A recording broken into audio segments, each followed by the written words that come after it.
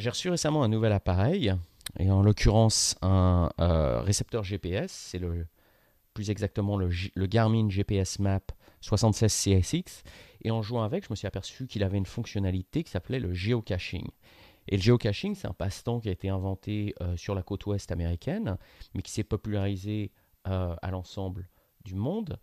Et il s'agit de trouver euh, une cache, une géocache, un petit trésor en quelque sorte, en utilisant des coordonnées latitude et longitude grâce à ces appareils. Et ces différentes caches sont répertoriées euh, en ligne par ceux qui les ont créées.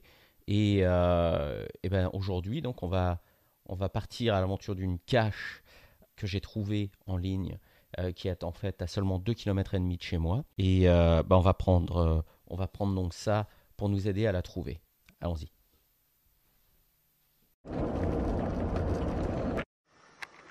Voilà, alors, pas de mise en scène. C'est bien la première fois que je viens me balader ici, donc dans Black Forest. Donc je vais traverser la route et je vais donc allumer mon GPS pour chercher donc la cache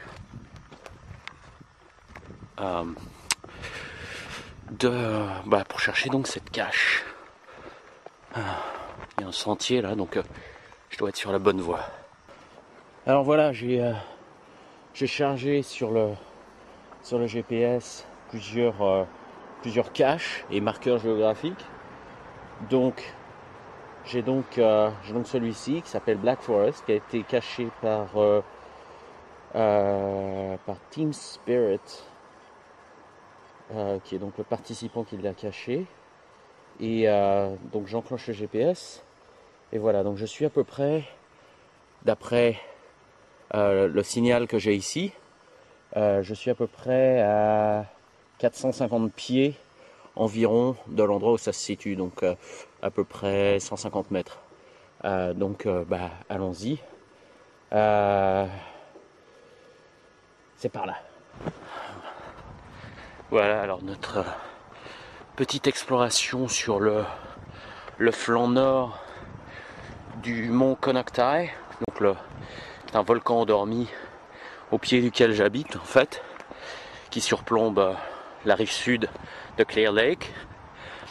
Et donc là on est apparemment, je dirais à peu près à 200 pieds environ de la cache. Donc on va continuer. Apparemment il suffit de suivre le sentier qui commence à se faire un petit peu encombré suite aux récentes pluies automnales qu'on a pu avoir au cours des 2 dernières semaines. Bon, alors là par contre on a perdu le sentier.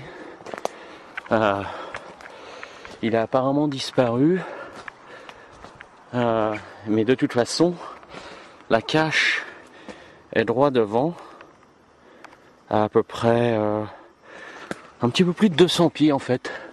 C'est un peu plus que ce que je pensais.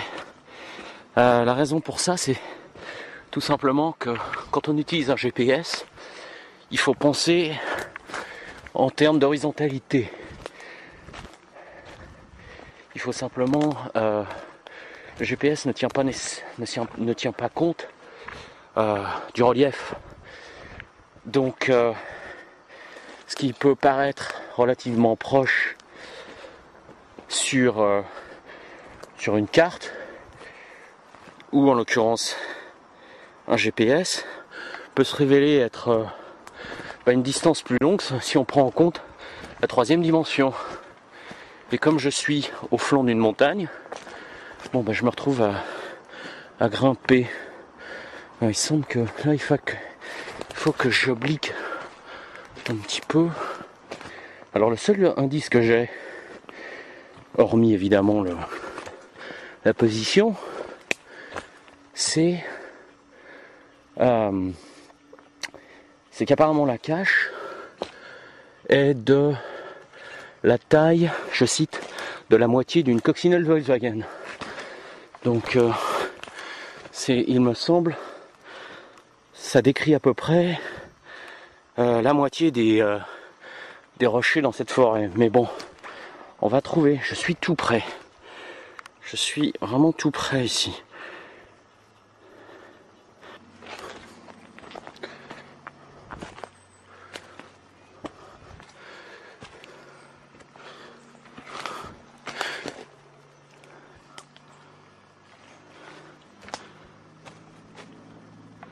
Ici un gros rocher qui semble artificiellement bouché par cette pierre. On va la bouger. Avec un peu de chance, il n'y aura pas de serpent derrière. On est en automne, donc a priori easy burn.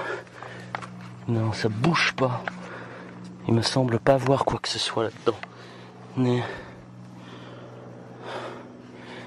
bon, peut-être que c'est de l'autre côté.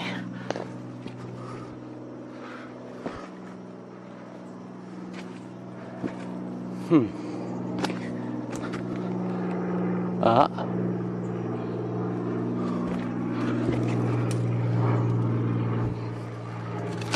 Bingo.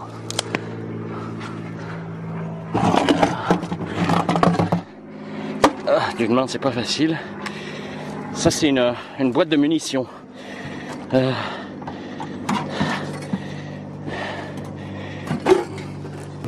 Voilà, alors, qu'est-ce qu'il y a là-dedans? Donc, dans le sac en plastique en général, voilà, donc il y a un petit carnet avec des crayons qui est donc le log. Plusieurs personnes qui ont mis $1 là-dedans, ce qui est sympa.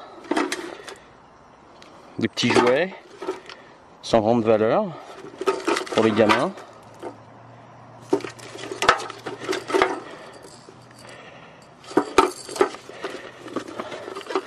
La notice explicative standard qui explique, c'est quelque chose qui se trouve en général sur la boîte.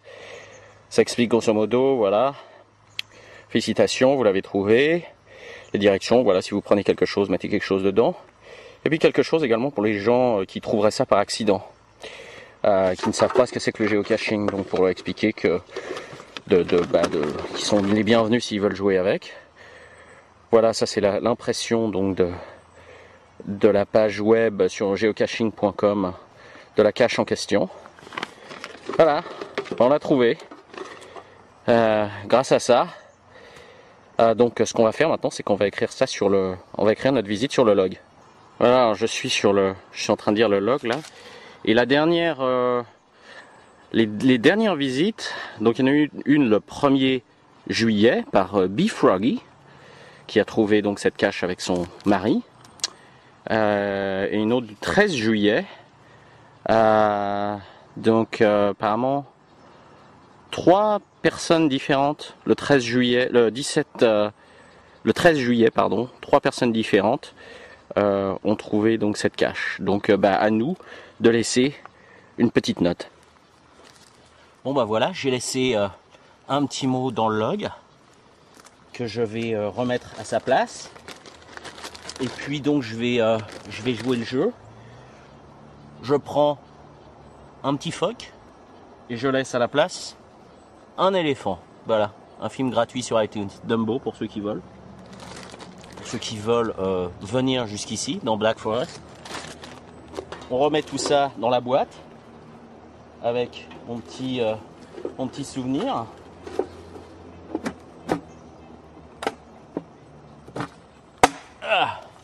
Voilà, je vais remettre ça où je l'ai trouvé, dans Black Forest, et ce sera maintenant à quelqu'un d'autre de venir chercher ça.